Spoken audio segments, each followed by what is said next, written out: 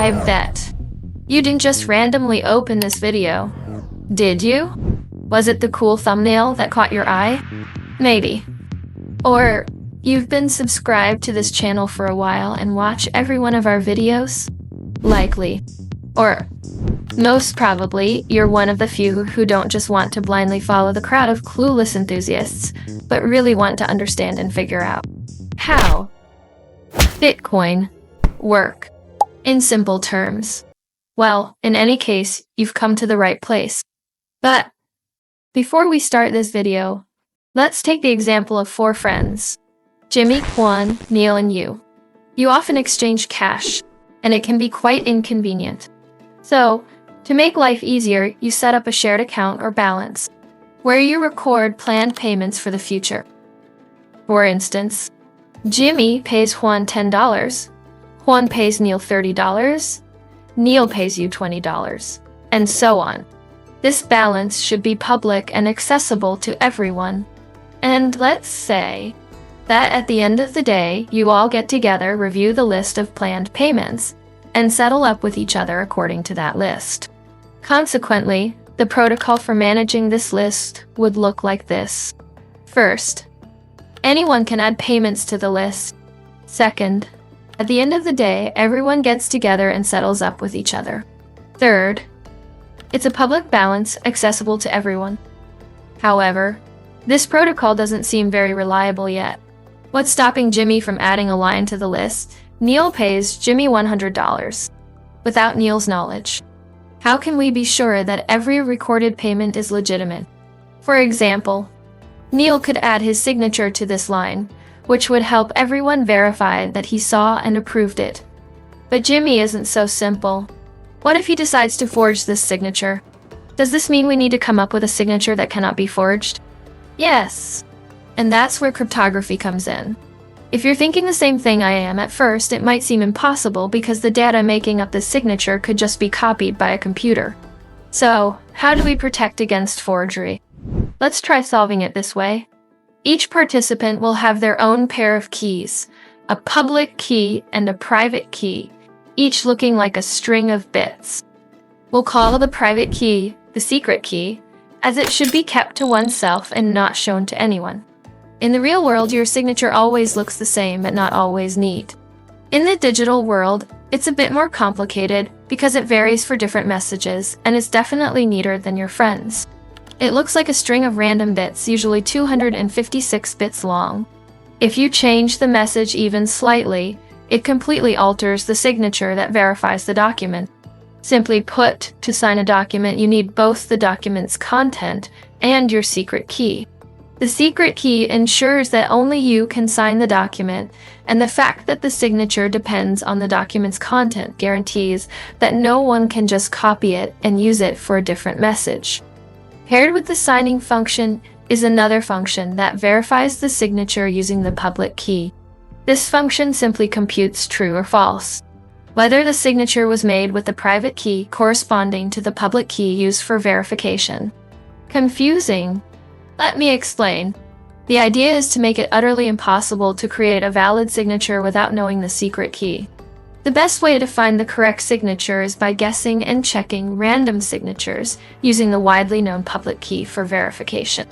But don't rush to think it's as easy as it sounds.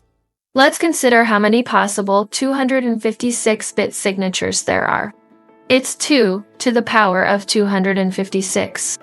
And that's an unbelievably huge number. To give you a better idea, it's significantly more than the number of atoms in the entire universe. Or if you wrote the number 1 followed by 77 zeros. Or the number of subscribers on this channel. Gotcha! Don't forget to subscribe if, like me, you're still a bit confused about what's going on here. But let's stay on track. It will all become clearer soon. In the meantime, let's just say that if you verified the signature on a message, you can be absolutely certain that the only way to sign that message is to know the secret key that pairs with the public key you're using for verification. So, getting people to sign their transactions turned out to be quite a brilliant idea, don't you think? However, it's not all smooth sailing, and there's a small loophole. If Neil signs a transaction saying Neil pays Jimmy $100, even though Jimmy can't forge the signature on a new message, he could just copy that line several times, and the combination of messages and signature would remain valid. To fix this, let's add a rule that when you sign a transaction, it includes a unique transaction identifier.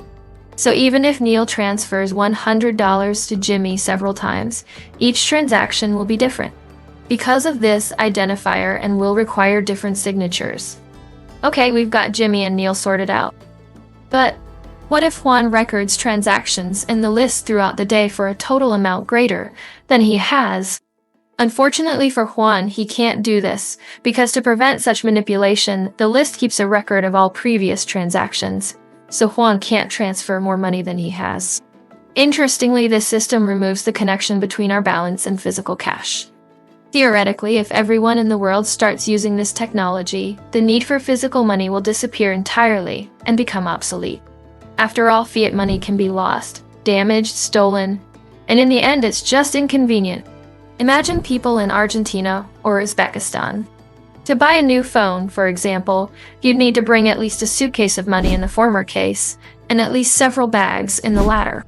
By the way, we'll talk about inflation and how Bitcoin overcomes this problem in our next videos, so subscribe to learn more. So, the most important thing you need to know about Bitcoin is that it's essentially a balance. The transaction history is the currency you transfer. As we mentioned earlier, it's like a shared account where everyone can write and sign transactions. But here's the question: where will it be stored? This kind of technology requires a reliable central repository that everyone trusts, and where everyone is confident the rules won't be rewritten or altered. To solve this problem, we'll have all participants keep their own copy of the balance. So when you want to send money to Jimmy, you broadcast this message to all participants so they can add this line to their balance. At this point, you might be asking, "Hey Kim, how can we be sure that the transaction we received was received by all participants?" Let me answer that. Or rather, Satoshi Nakamoto, the creator of Bitcoin, has already answered this, and I'll just explain it to you in simpler terms. Bitcoin's solution is to trust the balance that has the most computational work put into it. Let's pause for a moment so I can explain what that means.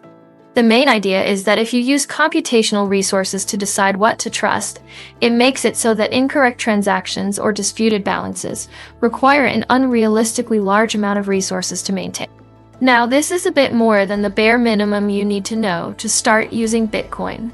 But your humble servant Kim wouldn't be your servant if I didn't take you even deeper into Bitcoin. First, let's understand what a hash function is. The input to such a function can be any message or file. It doesn't matter what it is.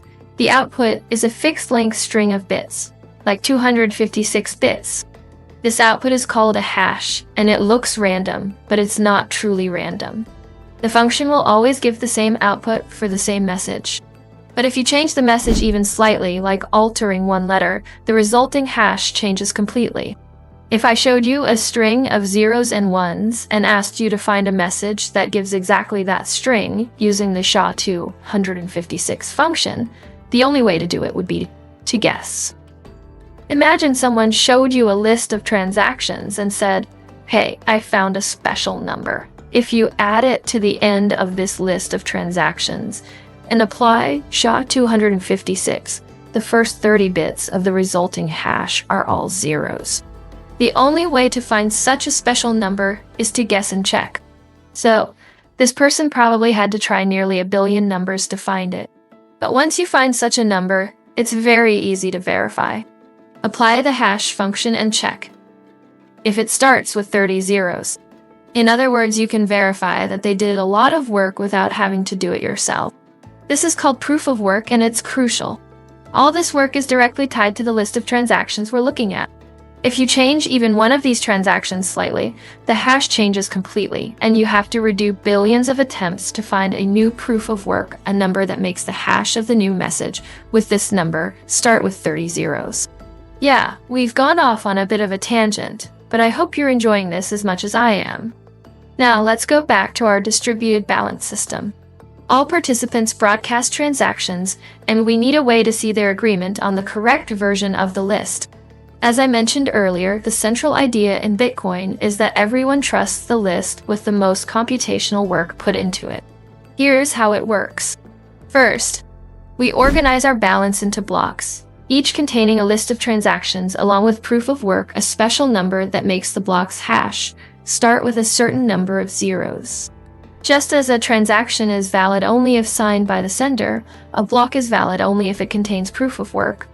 To ensure a sequence of these blocks is maintained, we include the hash of the previous block in each block's header. So, if you go back and change even one transaction in a block, you change the next block, which changes its hash, and so on.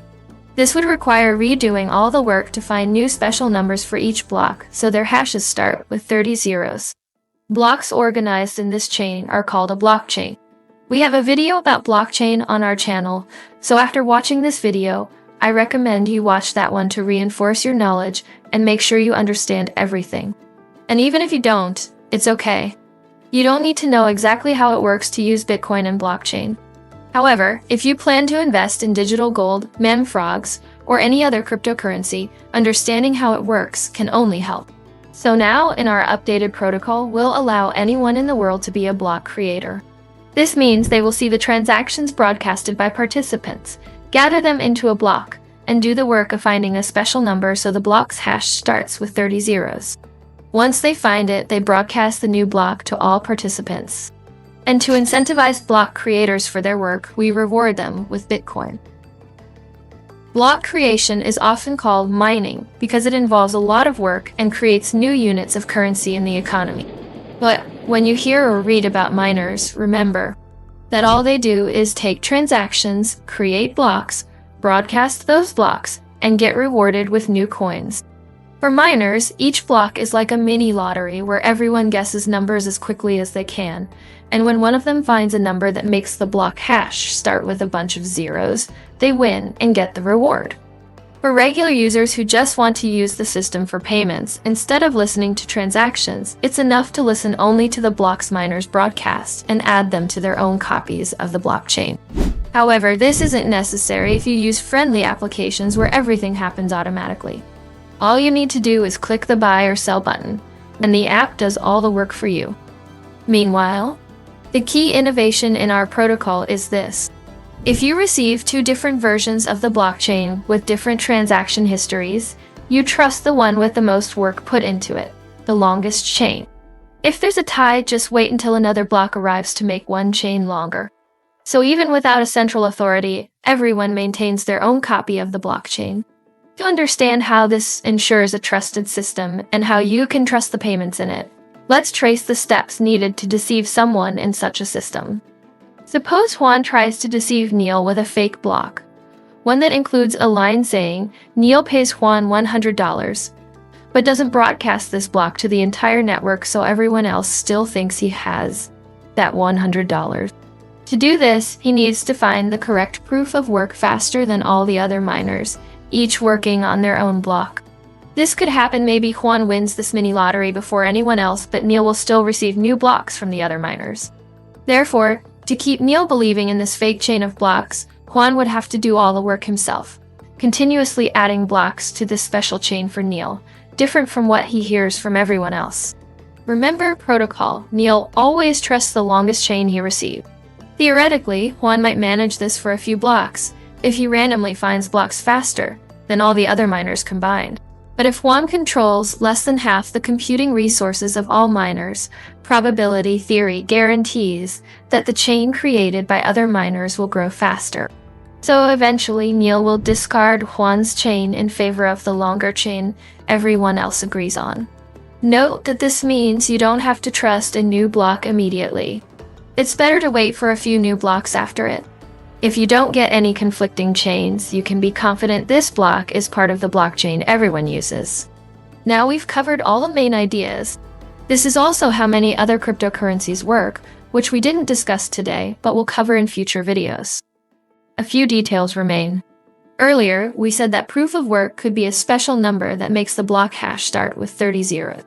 In practice, the Bitcoin protocol is designed to periodically adjust this number of zeros, so that creating a new block always takes about 10 minutes on average.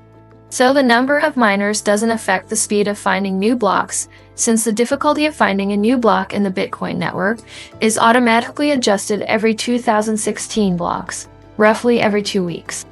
This process is controlled by the Bitcoin protocol. The main goal of adjusting difficulty is to maintain an average time of about 10 minutes per block. Thus, the difficulty in the Bitcoin network dynamically adapts to ensure stability and predictability in the mining process. If you're wondering where new Bitcoins come from, the answer is simple. All Bitcoins is initially created as block reward. Initially, these rewards were 50 Bitcoins per block. However, every 210,000 blocks, roughly every 4 years, this reward is halved. So now the reward is 3.125 Bitcoins per block. Importantly, there are only 21 million Bitcoins in the world, and 19.7 million of which have already been mined. However, despite this, mathematical projections indicate that the remaining million Bitcoins will be mined until about the year 2140. Assuming Bitcoin still exists by then, miners' rewards will be as small as 0.00 and so on 1. Besides the block reward, miners can also collect transaction fees. This is arranged so that every time you make a payment, you include a small fee that goes to the miner to include your transaction in their block. You might be wondering, if the Bitcoin network is so slow and expensive, why do people still use it? Great question. The answer will be in our next video. In it, we will discuss what really makes Bitcoin so popular, why it is so valuable, and when it might be a good idea to sell all your Bitcoins and switch to alternative coins, or altcoins. All of this is far from a detailed look at cryptocurrencies. There are many nuances and architectural solutions we haven't touched on, but I hope this description gives you a basic understanding from which to start diving deeper into the topic. To learn more, please support this video with a like and share it with your friends. And if you still have questions, I will read them in the comments and gladly answer them all. Thanks for watching and see you soon. Ciao!